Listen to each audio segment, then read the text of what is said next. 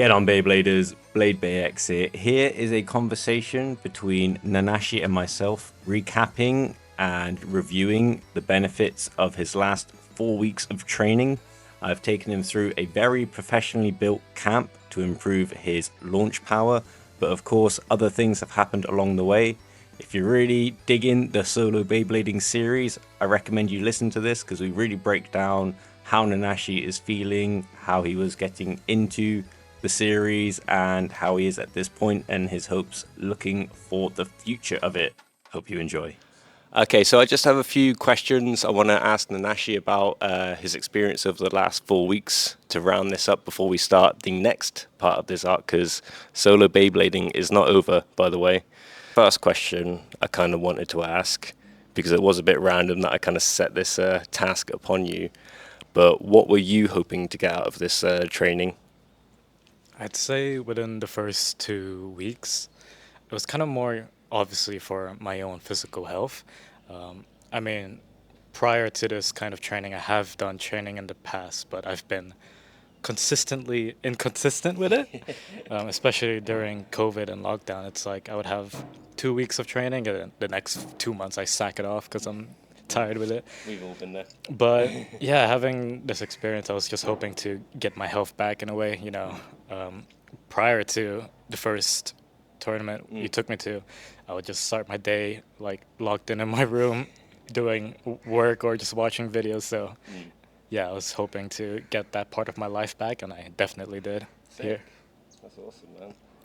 So, alongside that, so clearly that you wanted to kickstart the fitness, the health kind of factor, and getting out something to like drive the day forward. But it would also be understandable if there's anything you were apprehensive about. So before starting training, was there anything you were skeptical about before starting? I guess it also correlates to the sort of training that I've did for myself in the past. It really wasn't like anything like I've done with you these past 4 weeks. It was more of like, okay, I feel like it hurts, so I'm just gonna stop here. Yeah. So I've never really like pushed myself that hard before. So I was a bit apprehensive about thinking like if I could actually do it last these 4 months. But I knew like after the first day, after that moment of like going back home and sitting down in my chair, I realized, okay, if I can do it one day, I can do it 4 weeks easy. So yeah.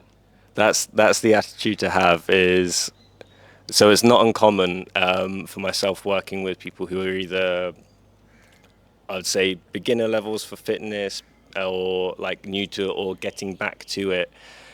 The hardest thing is like that one session, because you make up this kind of like insurmountable wall in your head, like, oh, this is going to be impossible, this is going to be so hard, I haven't even done a little bit, I'm not ready to. It's turning up, doing that first one, surviving it, and then being able to remind yourself every session after that is actually, no, I lived through that, so I can actually turn up to the next one, and I'm probably going to live through that as well. So yeah, awesome to hear. Okay, so this is a bit of a loaded question, I guess it sounds like, but did the training reach or exceed or, I mean, fall short of your expectations? Definitely exceeded in pretty much every way possible. I mean, look, on paper, when you put it out on text or hear it from someone, it's you're training for Beyblades, right? you don't expect much coming into it, but like I know of like your history with like training, coaching, fighting, so it's like I knew it would be like more than what I should expect, Yeah. but at the same time, it even exceeded way more than what I was already expecting out of it. So yeah, definitely exceeded my expectations. Yeah, we don't play around with Beyblades here. This is serious shit. Okay, so that's cool. That's really cool. Out of any, it could be anything from these past 4 weeks, physical, mental, so like, anything at all. What would you say for yourself is the biggest benefit you've gained from these last 4 weeks? I guess the biggest, it's a mix between mental and physical. obviously, as you would expect from training, right? I feel much lighter and stronger, and it's always great to have that feeling. But prior to the training that we started, I would always my build wasn't. I wasn't exactly very confident about my build. It was like I would wake up in a mirror and then I'd see like my thin arms, but then I have a protruding belly from dinner last night, and it's not. It wasn't. I know it's not a problem per se, but it's like waking up in the morning, looking in the mirror. It did bring me down for the rest of the day, but now my build's kind of it's way better than what it's been since 4 weeks ago. So I have a lot more confidence just in my own skin. And obviously, there's a lot more that I want to work towards in the future, but for now, I'm really happy with where I'm starting off. No, it's good for you to say that because I think a lot of people, when they start any kind of so the purpose of this was obviously, of course, to improve Beyblade skills, Beyblade launch power and stuff. So when we're talking about physical aesthetics and health, that wasn't the primary goal. But it's impossible for you to train like this and not reap those benefits. Now, for me, I'm quite lucky. I've managed to keep myself in quite good shape since I was quite young. Like physical training, martial arts training has always been part of something I do. But I still wake up most days, pretty much like I'd say 99.99% of the days I see myself in the mirror. I don't feel like I'm looking good. If I've missed training for a couple days for some reason, if I've been injured and off for a week, couple weeks, Lord forbid a month, I'm so depressed and inside my own head. It's insane. Like just the actual act of doing something physical, doing some training, I know it's meant to help your mental health, like for all the chemical reasons and stuff like that. But just for me, that feeling of your body being useful, there being a purpose behind it. Like I'm not just living through life. I'm trying to do this with my body and I'm building it towards this goal. That's where I get, if I have any confidence in like my physicality, that's where I get it from. So yeah, it's awesome that you're seeing the benefits from it outside of just the narrow scope of Beyblading that we're playing with. It's a broader thing. Like you can't train. We've basically done a fighters camp these last 4 weeks, and intensive, like built exactly the same from strength workouts, functional workouts, explosive workouts, sparring in the stadium, theory, watching tape, all of it. It's all been a part of these last 4 weeks. So yeah, you will see all the added benefits that come along with that kind of training. So yeah, really, really cool.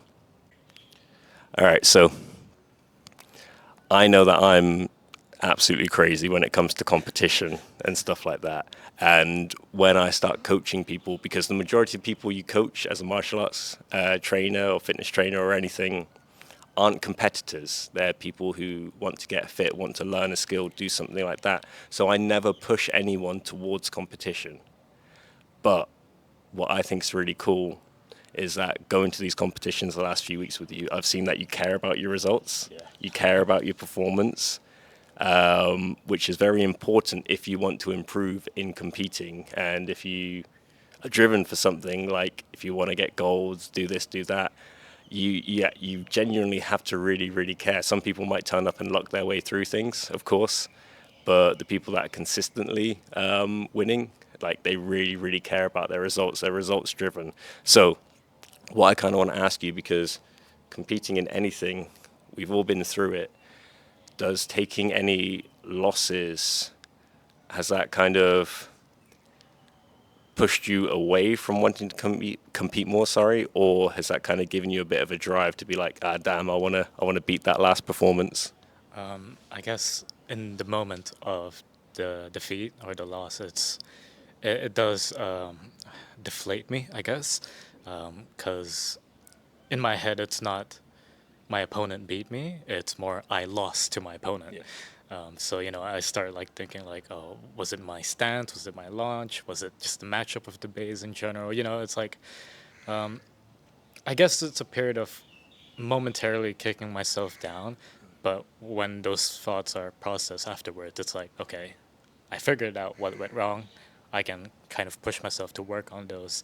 So in a way, it's both. It's kind of like taking a step back to go 2 steps forward, in a sense. Yeah, that was like my thought process behind those losses that I faced in the past tournaments. Awesome. That's really good. I don't know if you've thought about it like this before, but the way you've talked about that is actually the perfect way we would talk to someone normally to deal with a competition, a loss with competition. So we're talking about Beyblade tournaments at the moment, like local Beyblade tournaments. For me, I've taken losses on like world championships, like finals of world championships, on big stages, taking losses in Lumpini Stadium, like thousands in the crowd kind of thing. And unlike this, we've been training for like 4 weeks. Like for stuff like that, I could have been training for 20 years, in total, for other athletes doing things at high stakes and stuff. And you feel like in that moment, goddamn, like I've put so much time into this, and you build up that one moment to more than it really is. Because one thing I've said to you since we're at the last G3 on Sunday is when you see the guys who are getting wins at tournaments, getting wins at competitions, lots and lots of wins and stuff like that, they've had just as many, if not more, losses. It's just that they're staying in the game, they're staying consistent, they keep competing, they keep doing what you said then, evaluating their losses, seeing what they can do to improve that, because some things are out of our hands. Like, I'm not going to pretend like luck is not a factor when it comes to playing Beyblades, But as long as we stick with the mentality that we can improve everything that we can improve, like take responsibility for those things, and then what happens, then yeah, that's a much healthier way to look at it and keep yourself moving forward. So awesome. So I think we caught your reaction to this live when we did the results, but overall, would you say you're happy with the results of your 4 weeks training? Yeah, very, very, very happy. Yeah, like I said, I wasn't expecting to go past 14. I thought 14 would be something I'd reach later on, but to break past that at 15 and with 100 more comfortable ahead, it's a very nice feeling to get. Yeah. Awesome. You talked a little bit about things you were looking at from the tournament on the weekend and stuff like that. Here is kind of like a more, I guess, holistic approach to it. What do you feel like you need to improve on most before we hit up the G2 in a few weeks' time? I would definitely say perhaps having more control over the bays. I mean, you mentioned it earlier that luck definitely factors in to these kind of battles, and I want to be more in control of that luck, like if there's like a chance, like a good matchup for my bay against the opponent's base, I want to take that luck and like add on to it, take more of that, take more control of that luck. Yeah. So yeah, I think a way to put that would be what we would call in like the fight game, like ringcraft. So recognizing your matchups, recognizing where your advantages are, and really taking advantage of those advantages, like making the most of them. So if we look at examples from yourself from the weekend, there were certain situations where it was unfortunate, like say your last round, the one you lost where the wizard rod, like extreme, finished itself pretty much. Yeah. That was unfortunate because, what was that? I think they had an attack type combo. It was like a dragon shield. Oh, okay. Yeah. Oh, the was it Drown Buster or Buster, yeah, something like Buster. yeah. So I think, going off memory here, I think it was an aggressive attack type. I said to you already, the only thing really I think you could have changed and improved on for that scenario was to launch like more in the top. What would it be if you're looking at the stadium from the extreme pockets, the top left corner, because that's where you're less likely to get hit by an attack type using the extreme line. Unfortunately, you did a nice launch, but your launch just drifted straight into the middle. And although you didn't get hit towards the pockets, you got knocked into the extreme line while your base still had a lot of speed. And extreme finished yourself, and that's just one of those things. So a bit of camera overheating then, we're still sat out in the heat, but essentially what we wanted to summarize then is if you see an advantage, you see you've got a clear goal to win, you want to kind of guarantee that you're going to take that advantage and win. But yeah, awesome. So that's the end of our 4-week program. I have another full bodyweight only training program I'm going to be giving Nanashi. So we're going to get a workout in tomorrow, take him through the basics of that. And then you'll be following him for the next 4 weeks until we get to the G2 here in Phuket. Excited? Very. I'm very looking forward to it. Awesome, guys. Peace. Solo Beyblading will return for Season 2, the Tournament Arc.